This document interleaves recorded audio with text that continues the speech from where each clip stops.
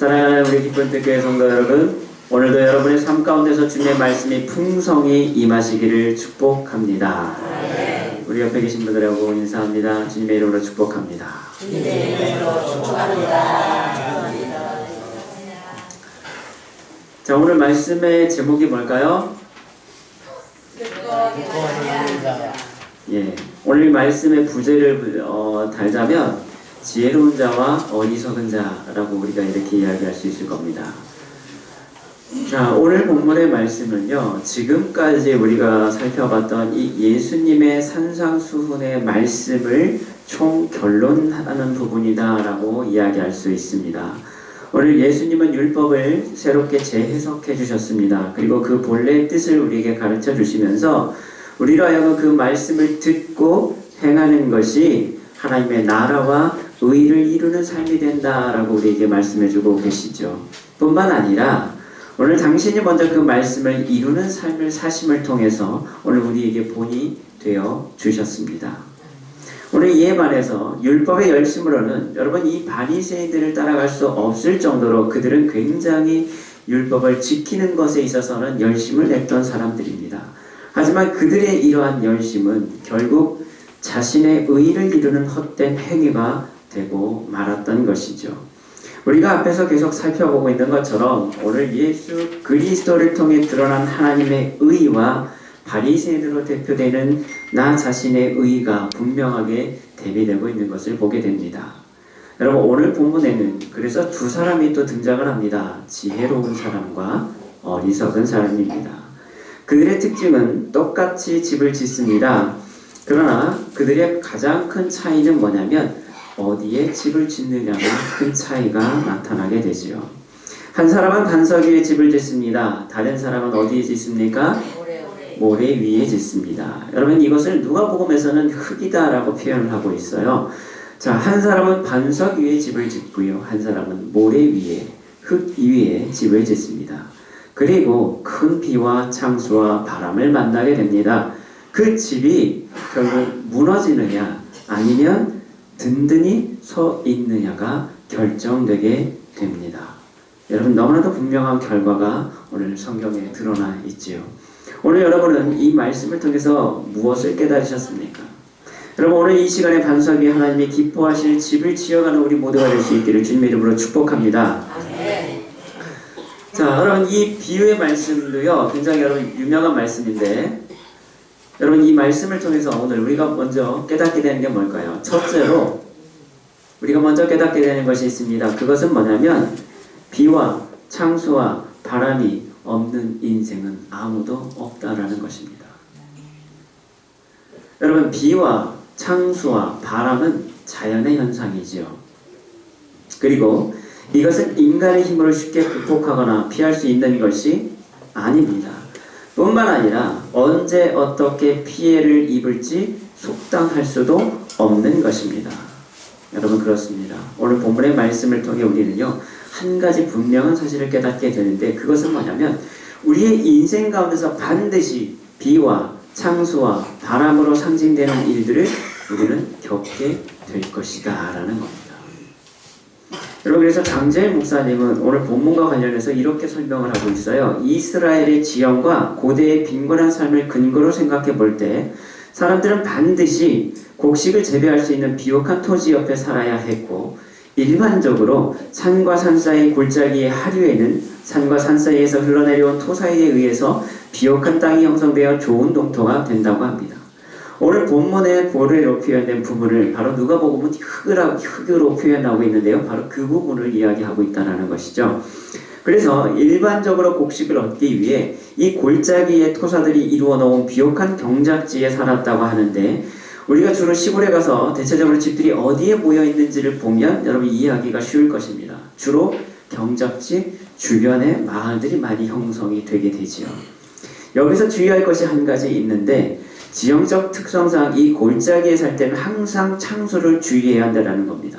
창수는 빗물이 산 위에 모여 골짜기로 흘러내려와 집들과 경작지를 덮치는 무시무시한 재앙이었는데 이것이 매년 발생하는 것은 아니었다라는 거죠. 보통은 2년 내지 3년 혹은 4년 내지 5년 사이에 한 번 또는 아주 드물게 발생했기 때문에 비옥한 땅을 포기하고 안전을 위해서 산 위에 살 수는 없는 노릇이었다라는 것이죠.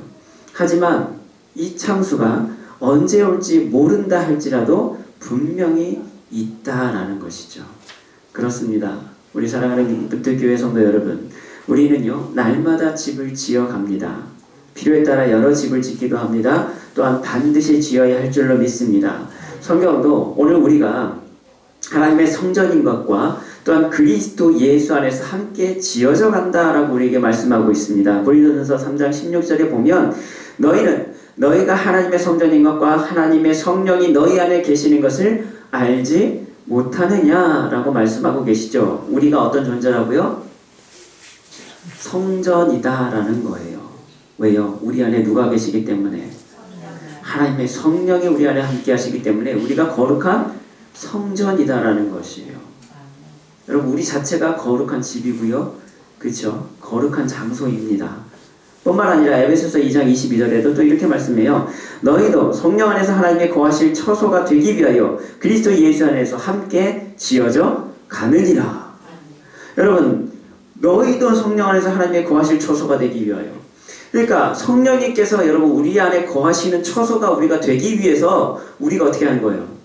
그냥 가만히 있는 것이 아니라 그리스도 예수 안에서 함께 지어져 간다라고 말씀하고 계십니다. 우리는요 우리 안에서 뭐예요? 지금 집을 지어가고 있는 거예요. 누가 사시도록요? 성령님이 우리 안에서 같이 사시도록 우리는 우리의 집을 지금 지어가고 있습니다. 그런데 우리가 무엇을 짓든지 어디에 짓든지 상관없이 중요한 건 뭐예요? 비와 창수와 바람을 만나게 된다라는 거예요. 어떤 누구도 여러분 피해갈 수 없다라는 것입니다. 우리가 아무리 크고 높고 튼튼한 집을 짓는다 할지라도 그 비와 창수와 바람은 피할 수 없습니다. 여러분, 그래서 이 비와 창수와 바람을 우리는 어떻게 바라볼 수 있을까? 먼저 학자들은요 이 표현을 이렇게 해석을 합니다. 뭐냐면 이 비와 창수와 바람에 대해서 일반적으로는 예수님께서 종말에 있을 심판을 말씀하시는 것으로 이해를 합니다. 우리의 인생은 뭐예요? 반드시 뭐가 있어요? 끝이 있어요. 마지막이 있습니다. 여러분, 여기서 200년, 300년 사실 분 계세요? 살고 계신 분 계세요? 살고 싶으신 분? 200년, 300년 살고 싶으세요? 그런데요, 분명히 우리 인생은요 하나님께서 정하신 연수가 있다라고 말씀을 하시죠. 여러분, 우리 인생이 아무리 강건해야 80, 여러분 오래 살아봐야 120이잖아요. 그렇죠? 그 정도밖에 살 수가 없어요. 무슨 말입니까? 우리에게는 분명히 정하신 연수가 있습니다. 소위 말하면 여러분은 우리에게는요 사용기한이 있어요. 우리에게는요 사용기한이 있어요. 다른 말로 하면 유효기간이라고도 할 수 있겠죠. 정해진 기간이 있어요. 여러분, 쓰고 싶어도요 더 쓸 수가 없는 때가 분명히 옵니다. 그게 뭡니까? 우리의 마지막 때인 것이죠. 그래서 그 끝에는 뭐예요? 반드시 하나님의 심판이 있다라는 것입니다. 여러분, 우리가요 이 땅 가운데서 얼마나 오래 살든지 여러분 그것이 중요한 게 아닙니다. 여러분, 이 땅에서의 삶을 끝내고 나서가 더 문제예요. 그리고 나면 반드시 우리에게 여러분 그 끝에 이르는 심판이 분명히 우리에게 임하게 됩니다. 그래서 히브리서 9장 27절에도 분명히 이렇게 이야기하죠. 한번 죽는 것은 사람에게 정해진 것이요. 그러니까 죽음을 절대로 피할 수 없다라는 것이에요. 그런데 더 중요한 건 뭐냐? 그 후에는 심판이 있으니. 여러분, 죽는 걸로 끝나는 게 아닙니다.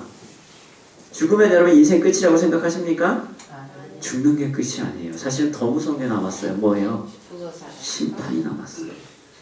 죽어서 끝나면 여러분 별 문제될 게 없죠. 그러나 여러분 죽는다고 끝이 아니라 그 죽음은 곧 뭡니까? 또 다른 시작이 될 수 있어요. 그런데 그 시작이 어떻게 될 것이냐는 그 심판의 결과에 따라 달라진다는 거죠. 고린도후서 그래서 5장 10절에도 이렇게 말씀합니다. 이는 우리가 다 반드시 그리스도의 심판대 앞에 나타나게 되어 각각 선악간에 그 몸으로 행한 것을 따라 받으려 함이라. 아멘.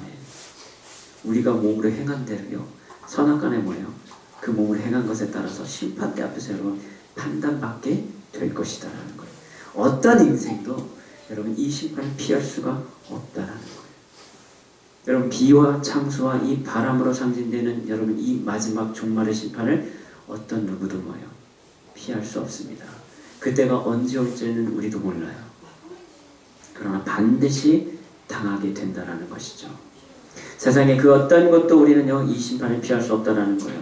여러분 누가복음 12장에 보면 어리석은 부자 이야기가 나옵니다. 이 부자는요 농사가 너무 잘 됐어요. 풍년이 됐습니다. 소출이 너무 풍성합니다. 그러다 보니까 이 농사를 수확한 것들을 넣어둘 데가 없는 거예요. 너무 많이 이게 수확이 돼가지고. 그래서 어떻게 생각합니까? 자기가 가지고 있던 곡간, 좀 작은 곡간이었나 봐요. 그걸 털어가지고 어떻게 해요? 거기다 더 크게 짓고 뭐예요? 잔뜩 쌓아놓고 이제 뭐예요? 야, 든든하니까 내가 이제 마음껏 살아보자. 내 영혼이 평안할 것이다. 이제 만족한 삶을 살겠다. 여러분 이렇게 생각을 했다는 거예요. 그때 하나님께서 뭐라고 말씀하십니까? 어리석은 자요, 오늘 밤에 내 영혼을 도로 찾으리니 그러면 내 준비된 것이 누구의 것이 되겠느냐. 하나님의 심판은요 모든 사람에게 반드시 임하게 됩니다. 그리고 언제 올지도 알 수 없습니다. 이 창수가 언제 들어닥칠지 언제 여러분 올지 우리는 알 수 없어요. 그러나 반드시 우리에게는 그때가 오게 된다는 것이죠. 내가 아무리 크고 튼튼한 집을 지었다고 해서 그것을 피할 수 있는 것이 아니다라는 거예요. 믿는 자나 믿지 않는 자나 모두가 다 그 하나님의 심판대 앞에 서게 될 날이 반드시 오게 될 겁니다. 중요한 거는 그 심판대 앞에 섰을 때 내가 프리패스가 되느냐 아니면 여러분 단속에 걸려서 여러분 딴 길로 돌아가느냐. 여러분 이 차이가 있을 뿐이죠. 두 번째는요, 이 고난에 대해서 우리가 세상 속에서 임하는 고난과 심판의 의미가 될 수도 있습니다. 여러분 우리가 인생을 살면서 경험하게 되는 것 중에 또 하나는 뭐냐면요, 이 비와 창수와 바람은 우리가 사는 삶 안에서도 항상 있다라는 거예요. 인생의 풍랑을 여러분 한 번도 경험하지 못한 사람은 없습니다. 여러분 있으세요? 나 내 인생에 지금까지 한 번도 어려움 없이 나는 잘 달려왔어. 난 성공이라는 것을, 나는 실패라는 것을 모르고 살아왔어. 여러분 이런 인생들 계세요? 내 집안에 어려운 문제들 여러분 하나도 없었습니까? 많았어요. 여러분 우리는요, 우리의 인생의 경험 가운데요 이런 풍랑을 경험하면서 살아갑니다. 그렇죠?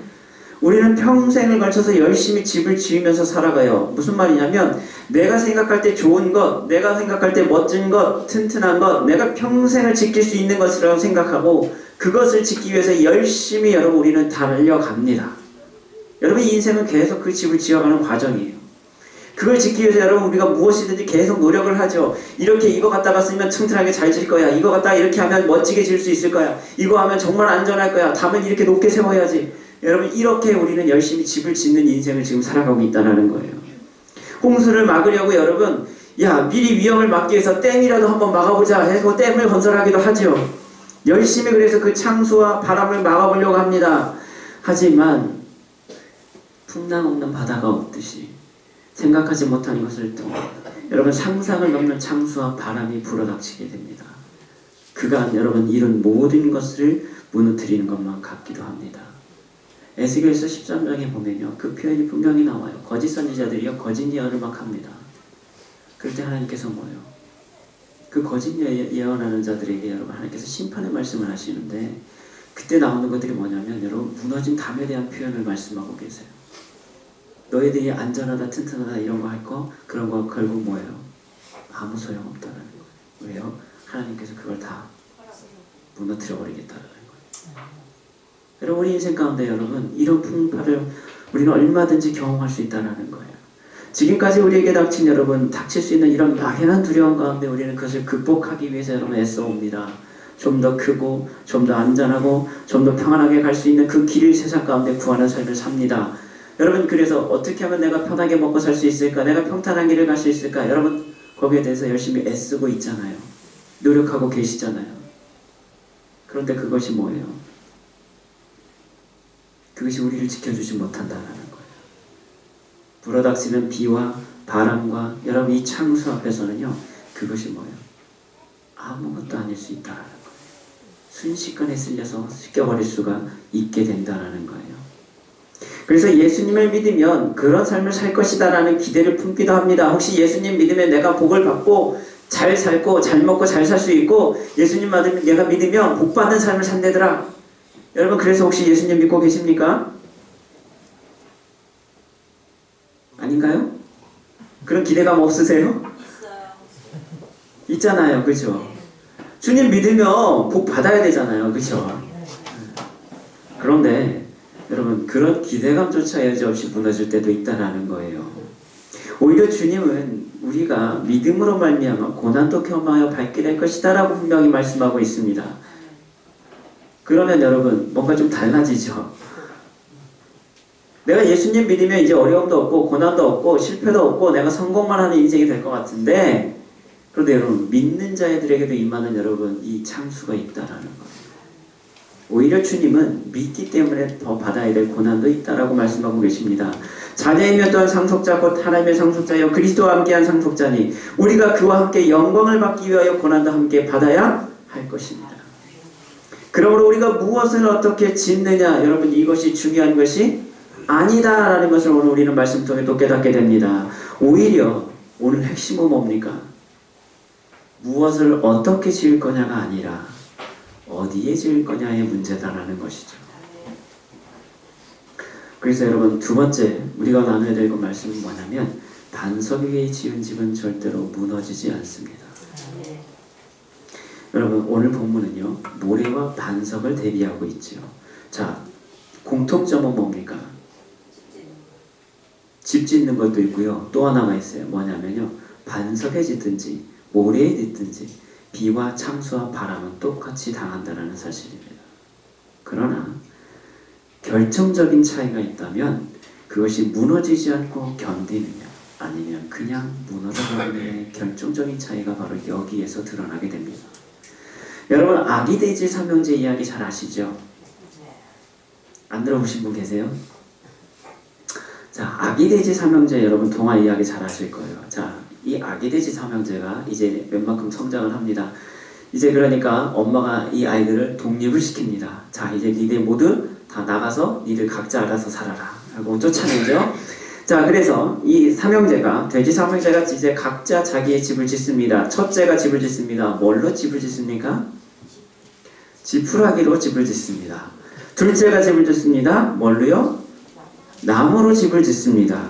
자, 셋째 돼지는 벽돌을 가지고 집을 짓습니다. 자, 그런데 첫째와 둘째는 너무 허술하게 지어버립니다. 그러니까 어떤 일이 벌어져요? 늑대가 와서 후 부르니까 집이 다 날아가 버리죠. 자, 셋째 돼지는 벽돌로 튼튼하게 지었습니다. 그러다 보니까 늑대가 후 불었는데 무너지지 않아요. 무너뜨릴 수가 없었죠. 그러니까 늑대가 이제 꾀를 냅니다. 온갖 방법으로 유혹을 합니다. 이 돼지가 밖으로 나오도록 유혹을 하죠. 그러나 그 일이 곧 실패해버리고 납니다. 마지막으로 이 늑대가 취한 방법은 뭡니까? 굴뚝을 통해서 진입하려고 했다가 나중에 뜨거운 솥에 빠져서 죽고 말았다라는 것이 이 동화의 스토리죠. 여러분 이 동화의 교훈이 뭘까요? 집이 튼튼하게 지어야 된다. 열심히 부지런히 땀을 흘려서 열심히 일해야 좋은 결말이 있다. 보통 동화 주제가 보면 교훈이 이렇게 돼 있어요. 그러니까 뭐예요? 기초부터 탄탄하게 튼튼하게 부지런히. 첫째와 둘째 돼지는 뭐예요? 허술하게 대충 졌어요. 왜요? 귀찮으니까. 집 짓기 귀찮아서 대충 빨리 할 수 있는 거 여러분 그늘만 만들면 되는 거였어요. 딱 지어놓고 뭐예요? 띵가띵가 놀았거든요. 근데 셋째는요. 땀 뻘뻘 흘리면서 여러분 벽돌 한 장 한 장 쌓아 올렸어요. 형들 막 놀고 있을 때 막내는 뭐예요? 끝까지 힘들게 열심히 일했다라는 거예요. 그랬더니 뭐예요? 그 보상을 받았다라는 게 여러분 동화의 교훈이잖아요. 그렇죠? 네, 물론 이왕이면 여러분 부지런히 튼튼한 집을 지을수록 유리합니다. 그렇죠? 유리합니다. 여러분 늑대 정도 되는 시련 정도는요 이렇게 하면 여러분 능히 막아낼 수 있다는 거예요. 그런데 여러분 그것이 창수와 같은 거대한 위협일 경우에는 상황이 달라진다라는 거예요. 그때는요, 아무리 벽돌집이라고 해도요, 소용없습니다. 왜요? 모래 위에 지었기 때문에 그래요. 여러분, 아무리 벽돌집을 짓더라도요, 그게요, 모래 위에 지어버리면요, 창수가 나면 아무 의미 없어요. 다 쓸려 나가버린다는 거예요. 우리는요, 여러분, 앞에서 좁은 문, 좋은 나무, 그리고 아버지의 뜻대로 행하는 자에 대한 말씀을 이 주님께서 하신 것을 보게 되죠. 이제 주님께서 똑같이 또 말씀합니다. 오늘 반석과 모래 위에 지은 집을 지금 비교하고 계신 거죠. 그러니까 여러분, 같은 관점에서 보면 뭡니까? 반석은 하나님의 의를 상징하는 것이죠. 모래는요, 우리의 의, 바리새인으로 상징되는 나의 의를 상징적으로 보여줍니다. 그러니까 반석은 하나님의 의, 곧 달리 말하면 이것이 예수 그리스도임이심을 또 상징적으로 우리가 이해할 수도 있고요. 반면에 모래는 세상, 바리새인의 의로 상징되는 내 자신의 의다라고 여러분 우리가 이해할 수 있다는 거예요. 그러니까 여러분 생각해 보세요. 우리가 반석 위에 집을 짓는 게요, 쉬울까요, 어려울까요? 어려워요. 여러분, 기초공사부터요 굉장히 힘이 듭니다. 여러분, 그래서 아파트를 저도요, 반석 위에, 여러분 안반 위에다 짓게 되면요, 분양가가 훨씬 높아요. 왜요? 기초공사하는 비용이 그만큼 더 들어가니까 그래요. 훨씬 더 큰 비용이 들어갑니다. 그런데요, 중요한 건 뭐예요? 반석에다 지은 집이요, 훨씬 튼튼합니다. 안전합니다. 큰 비와 창수와 바람을 만나도 오늘 성경은 뭐라고 말씀하고 있어요? 무너지지 않는다라고 말씀합니다. 여러분, 가장 안전에 신경 써야 될 건물 중에 대표적인 것이 있다면 그게 뭘까요? 기초공사. 아니요, 건물 종류 중에 건물 종류 중에 여러분 가장 안전에 신경 써야 될 건물들이 좀 있어요. 가장 여러분 그중에 여러분 생각나는 게 뭐가 있으세요? 높은 빌딩. 또요. 여러분, 여러 가지 건물들이 있지만요, 우리가 얼핏 생각해 볼 때 가장 여러분 안전에 신경 써야 될 건물 중에 하나가 뭐냐면요, 원자력 발전소입니다. 이해가 되세요? 높은 빌딩은요, 그것만 무너지면 그 주위에서만 끝나요. 근데 원자력 발전소가 무너지면요, 사방에 여러분 영향이 몇 킬로가 될지 감금할 수가 없어요. 그렇죠? 여러분, 이 건물에 문제가 생기면요, 여러분 우리 체르노빌이나 여러분 얼마 전 후쿠시마 원전 한번 사건 터졌었죠. 그 지역 일대가 뭐예요? 완전히 여러분 접근 금지 구역이 되어버립니다. 그렇죠? 그만큼 여러분 위험한 거예요. 그래서 심각한 상황을 초래할 수 있는 것이 바로 원자력 발전소입니다. 그래서 원자력 발전소는요, 대개 어디에 지냐면 안반 위에 건설을 한다고 합니다. 어떤 사람이 질문을 했어요. 왜 원자력 발전소는 안반에다 져야 되나요? 라고 했더니, 이 원자력, 이 수력 원자력, 우리 이제 공공기관 있잖아요. 거기서 다 친절하게 답글을 올렸어요. 근데 이렇게 했어요. 좀 긴데 제가 한번 읽어드릴게요. 원자력 발전소 내 원자력 등 중요 건물들은 지진이 발생해도 흔들림이 적고 하중을 안전하게 지지할 수 있도록 허용 지내력이 평방미터당 150톤 이상의 견고한 안반 위에 직접 고정하여 설치합니다. 또한 무거운 건물을 지지하기 위하여 견고한 안반 위에 철근을 조밀하게 배치하여 안반과 기초가 일체가 되도록 건설하고 있습니다. 그러니까 뭐예요? 아예 기초부터 뭐예요? 안반에다 그냥 콱 박아 넣어버리는 거예요. 절대 흔들리지 않도록. 지진이 발생하면 지진의 흔들림은 질원에서 안반을 통하여 표층의 지반에 전달되면서 증폭하게 됩니다. 그러니까 쉽게 말하면 뭡니까? 질원에서 지진이 일어나기 시작해요. 그러면 그것이요, 막 전파가 되죠. 전파가 되는데 여러분, 이 흙으로 되어 있는 지역으로 갈수록 어떻게 된다고요? 그것이 증폭이 된다는 거예요. 그래서 표층, 그러니까 이 표면에 있는 땅에 있는 그 토반, 이 토사 지반에는 일반적으로 안반에서보다 지진의 흔들림이 2 내지 3배 이상으로 커지게 됩니다. 그러니까 따라서 견고한 안반 위에 지어진 원자력 발전소의 구조물은 안반 위에 지어지지 않는 다른 어떤 시설물보다, 산업시설물보다도 높은 지진에 대한 안전성을 확보할 수 있는 것입니다. 그러니까 돌 위에 딱 박혀 있으면 뭐예요? 지진이 나도 진동이 덜하다라는 거예요. 이 안반 자체가 여러분 뭐예요? 진동을 흡수해서 잡아주기 때문에 가능한데, 여러분 이 일반 이 땅에다가 집을 짓게 되면 어떤 일이 벌어져요? 이 지진이요, 흙이 막 움직이면서 여러분 뭐예요? 진동이 증폭이 돼버린다는 거예요. 그래서 액화 현상이라고 하죠. 요즘에 얼마 전에 우리 포항에서 여러분 지진 때문에 또 많은 피해를 입었잖아요. 근데 그 지진의 결과로 나타나는 게 뭐냐면요. 땅에서요, 막 액체 같은 게 막 나와요. 이게 왜 그러냐면, 진동을 일으키면서 뭐예요? 이게 액화되는 현상이 나타난다는 거예요. 그러니까 더 흐물흐물해져 버리는 거예요. 진동이 막 흔들어대면 흔들어댈수록. 그러니까 더 위험하게 되는 거죠. 여러분, 이 차이가 굉장히 크다라는 거죠. 반면에 여러분, 모래 위에 짓는 건 어떨까요? 짓는 게 굉장히 쉬워요. 왜요? 기둥 세워두기도 얼마나 쉬워요. 그냥 망치로 몇 번만 탁탁 때리면 그냥 땅에 쭉 박혀요. 그냥 똑바로 쓰잖아요. 그죠? 기초공사도 쉽게 할 수 있어요. 주춧돌 놓기도 쉬워요. 기둥 세우기도 쉽습니다. 편합니다. 그래서 앞에서 얘기한 대로 보면 그게 뭐예요? 그게 넓은 길이에요.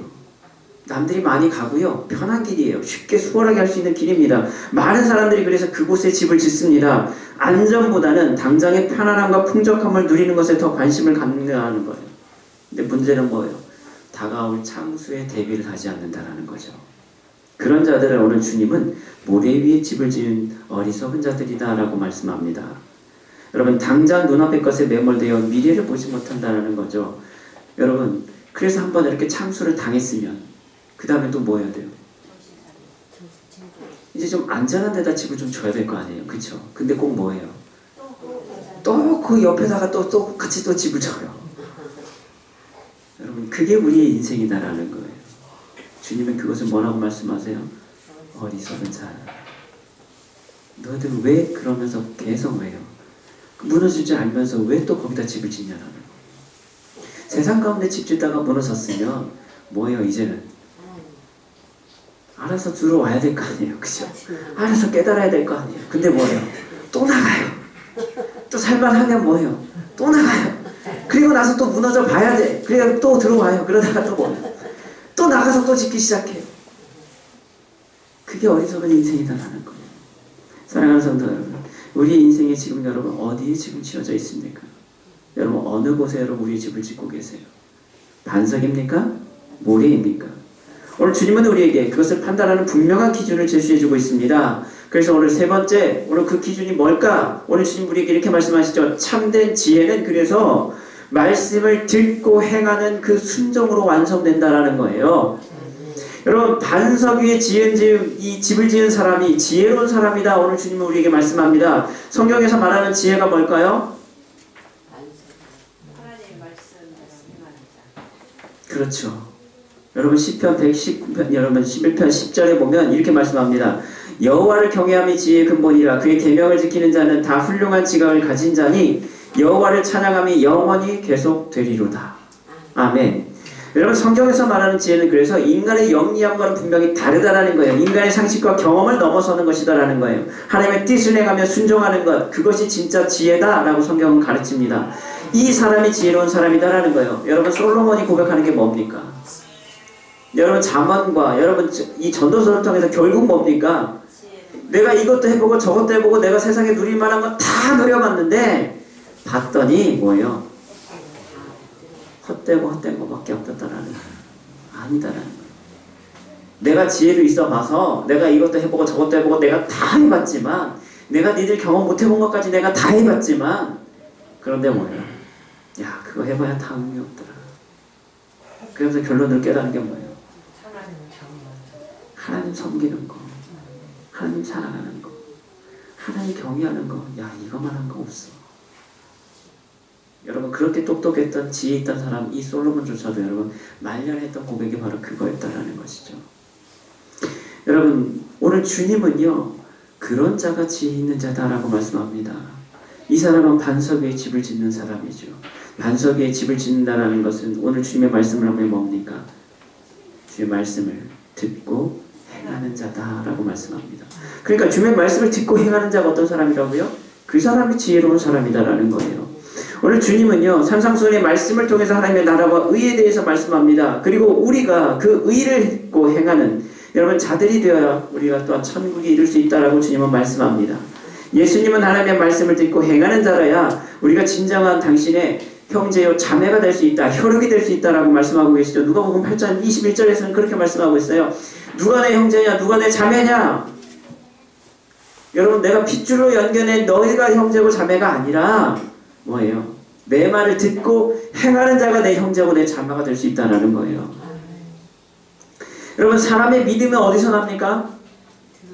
들음에서부터 난다고 말씀하고 있잖아요. 로마서에는 분명히. 그렇죠? 그런데 동시에 그것으로 끝이 아니다라는 거예요. 뭐냐면 사랑으로 역사하는 믿음이 없으면 그것은 죽은 믿음이다라고 여러분 야고보서는 또 우리에게 말씀하고 있습니다. 다른 말로 하면 뭡니까?